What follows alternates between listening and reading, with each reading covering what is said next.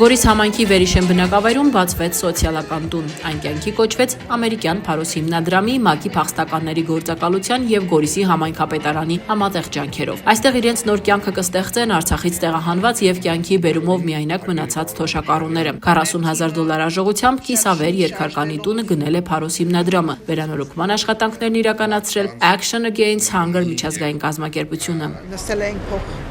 համայնքապետին հետ եւ ինքը դժվարությունները ինքը ներկայացուց եւ մենք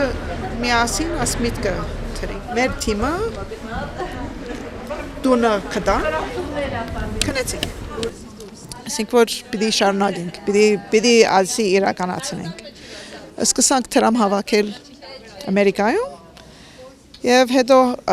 Action Against Hunger թիմից մեզ որ աջակցին մեզի հետ, որ շնորհությունը վերջացնեն անոնք անեն։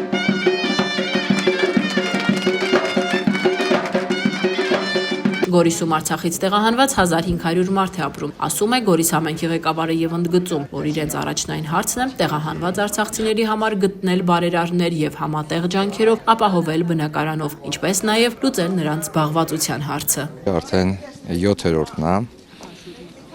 Շուրնուղ, Որոտան, ներքին Խնձորեսկ, Գորիսում խնդիրը այսպես է, որպեսզի մարդկանց կեցության խնդիր լուծենք եւ դրանից հետո հաջորդ կետն է, որ աշխատանքով ապահովենք։ Բավականին ձեռքբերումներ ունենք երկու մասով եւ սա այն թիվը չի, որ ուղղակի պետք է բավարարվենք։ Այս պահին տարբեր տեղեր նույնպես վերանորոգման աշխատանքներ կան։ Ուզում եմ իմ խորին շնորհակալությունը հայտնել մեր ամերիկահայ բարերարներին, Փարոս հիմնադրամին եւ բոլոր այն մարդկանց, ովքեր աջակցություն են ունեցել տան վերանորոգման հարցում, բոլոր այն կազմակերպությունները, միջազգային կազմակերպությունները, որոնք ներդրում են ունեցել։ Եվ ուզում եմ տեղեկացնել, որ մեր ամերիկահայ բարերարների սա առաջին դեպքը չի, որ բարի գործ են անում, բազմաթիվ են օրինակները։ Ուզում եմ շնորհակալություն հայտնել աշխարհասփյուռ բոլոր այն հայերին, այն արմեներին, ովքեր երբևէ մտածում են թեկուզ $1 ներդրում ունենալ իրենց հայրենիքում։ Երկհարկանի շենքն ունի 8 սենյակ, ապահոված է ջեռուցման համակարգով, կոմունալ բոլոր հարմարություններով, գույքով եւ խոհանոցի տեխնիկայով։ Առաջիկայում նախատեսված է բարերարների աջակցությամբ կահավորել հյուրասենյակը եւ ապահովել տեխնիկայով։ Մեր առաքելությունն է աջակցել փախստականներին եւ մեզ համար շատ կարեւոր է, որ Գորիս համայնքում մեր կողքին է Գորիսի համայնքապետարանը, ասում է ՄԱԿ-ի փախստականների արտաքին հարաբերությունների պատասխանատու Անահիտ Հայրապետյանը։ Եվ փոքրիկ եւ մեծ նախագծում աշխատել են առաջինը համայնքը, որ հայտնաբերել է եւ հանձնել բարերարին։ Գիտեք, սոցիալական բնակարան ասած ամենակարևոր հումանիտար այս օգնությունը մնում է ամենակարևորը, որովհետեւ դու կարող ես աշխատել մի կերպ օգնությամբ, կարողանաս մինիմում սնունդ ձեռք բերես, հագուստը միշտ կա, կօգնեն մարդիկ, նվիրաբերում են եւ այլն, բայց այդ տանիք ասածը